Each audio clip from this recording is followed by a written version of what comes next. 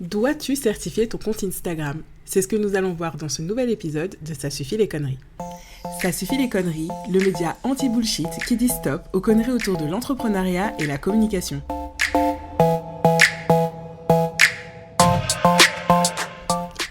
Avant toute chose, rappelons que dans le groupe Meta, il y a Instagram, Facebook, mais aussi WhatsApp. Cette information aura de l'importance pour la suite. Alors, qu'est-ce que le badge de vérification sur Instagram ? Je pense que tu le sais, mais Instagram est un réseau social de plus en plus populaire qui compte parmi ses utilisateurs des célébrités, comme des chanteurs, des acteurs, des personnes politiques, mais aussi des personnes influentes qui ont construit leur notoriété directement sur les réseaux sociaux. Oui, je parle ici des influenceurs et des créateurs de contenu. Et à côté de ça, il y a également des entrepreneurs pour qui Instagram est leur outil de communication, mais également des personnes, j'ai envie de dire, lambda, c'est-à-dire qui utilisent Instagram simplement comme un outil de divertissement. Les créateurs de contenu et les personnes célèbres, etc., faisaient face à certaines problématiques comme l'usurpation d'identité. Pour être sûr que la personne était bien l'authentique, Instagram attribuait un badge bleu, donc c'est un rond bleu avec une coche blanche dedans, à certains utilisateurs justement, pour vérifier que c'était bien eux. Et c'était le signe pour les autres que c'était la vraie personne. Je pense qu'on a tous vu parfois de faux comptes se créer avec le nom d'une personne qu'on suit, donc que ce soit une personne célèbre, comme je le disais juste avant, ou même un entrepreneur qui a réussi à créer une certaine communauté. En plus du fait que ça donnait vraiment la possibilité à cette personne d'apparaître comme vraie, ça lui donnait aussi une certaine visibilité. Les commentaires des personnes vérifiées apparaissaient en premier sous les publications. Maintenant, c'est un peu moins vrai parce qu'il y a les commentaires épinglés. Et ils apparaissaient également plus dans le Discover, etc. Donc ça avait vraiment une influence sur la visibilité au sens large. C'était donc quelque chose à la base, ce petit badge, qui était attribué au mérite selon la taille de ton compte, de ton activité sur le réseau, etc. Quand Meta Verified est sorti, il y en a beaucoup qui se sont offusqués parce que jusqu'à maintenant, c'était réservé vraiment à un groupuscule de personnes, à l'échelle du nombre de personnes qui a un compte Instagram évidemment, alors que maintenant, c'est ouvert à tout le monde en l'échange d'une somme mensuelle parce qu'on peut tout simplement s'abonner. Mais ça, on y reviendra un petit peu après. Les personnes qui avaient déjà un compte vérifié avant l'arrivée de Meta Verified n'auront pas besoin de s'abonner à ce service, évidemment, ils garderont leurs acquis et heureusement d'ailleurs.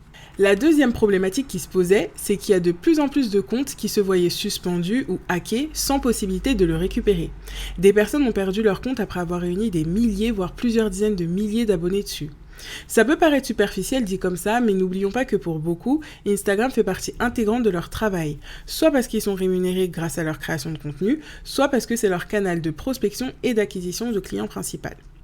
Donc revenons maintenant à cette certification de Meta Verified. Si tu n'as pas vu passer l'information, depuis juillet 2023, tu as la possibilité de faire vérifier ton compte Instagram selon 2 tarifs mensuels. 13,99€ par mois si tu t'abonnes via le site ou 16,99€ par mois si tu t'abonnes directement via l'application. Et si tu veux faire vérifier à la fois ton compte Facebook et ton compte Instagram, tu devras payer 2 fois. Concrètement, qu'est-ce qu'il y a dans ce service ? Donc le badge bleu, évidemment. Aussi une protection de sécurité renforcée, au vu du nombre de piratages, on comprend pourquoi, un service d'assistance digne de ce nom, et certains stickers pour les Reels et les Stories. Mais pourquoi ce service ? La promesse de Meta est de protéger les créateurs de contenu de l'usurpation d'identité en garantissant de pouvoir échanger avec un humain, un vrai, en cas de problème. Et c'est vraiment important. Si tu as déjà perdu ton compte ou suivi le combat de quelqu'un qui a perdu le sien, tu sais que c'est la croix et la bannière pour obtenir des réponses et avoir les informations nécessaires pour le récupérer. Quand tu t'abonnes à ce service Meta Verified, tu es obligé de mettre ta vraie identité, donc ton prénom, ton nom et ta date de naissance. Une photo de profil sur laquelle on voit ton visage, donc pas de logo et pas de compte anonyme, et aussi envoyer ta pièce d'identité. C'est en ça que ça garantit effectivement l'identité. On comprend tout de suite que c'est pas adapté pour tout le monde. Par exemple, pour les e-shops, forcément, tu vas pas mettre ta tête directement en photo de profil, alors que le but c'est de promouvoir ton commerce. Et il y a d'autres cas dans lesquels c'est pas adapté non plus. Donc on peut vraiment voir que Meta Verified, en tout cas aujourd'hui, ça n'a pas été pensé pour tout le monde. Et si après avoir été vérifié, tu veux changer ton nom, ta photo de profil ou autre, tu seras obligé de recommencer tout ce processus pour refaire vérifier ton identité. Si tu suis certains comptes qui sont aujourd'hui certifiés, tu as dû voir que justement ils ont fait ces quelques modifications.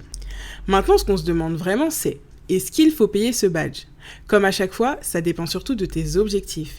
Si ton compte Instagram représente le cœur de ton métier, ton outil de communication et d'acquisition principal, Et aussi, si tu fais de la création de contenu, de l'influence, évidemment, ça peut être super intéressant pour toi. Ce serait dommage de perdre la communauté que tu as bâtie et ce serait dommage aussi de perdre le canal d'acquisition de tes clients parce que ça veut dire que si tu n'as plus Instagram, il faudra que tu refasses exactement la même chose, soit de nouveau sur Instagram si tu restes sur ce réseau ou soit sur un autre réseau social. Donc concrètement, tu perdrais du temps à tout recommencer alors que là, c'est déjà acquis.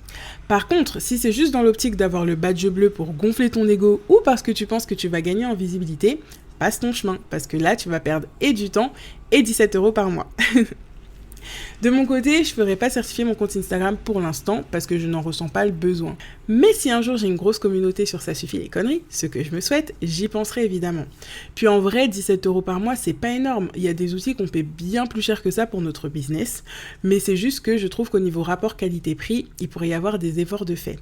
Mais bon, comme tu le sais, le problème, c'est jamais le prix, mais toujours la valeur du service ou du produit qui est associé. Donc voilà pour cet épisode. C'est important de savoir pour toi si c'est nécessaire ou non aujourd'hui de payer cette somme. Si c'est nécessaire pour toi, mais vas-y. Si ça ne l'est pas, tu laisses de côté. Il ne faut pas oublier qu'Instagram, c'est aussi une entreprise. Jusqu'à maintenant, on crée du contenu gratuitement dessus. Donc, bien évidemment, il y a toutes les sponsorisations et toutes les pubs.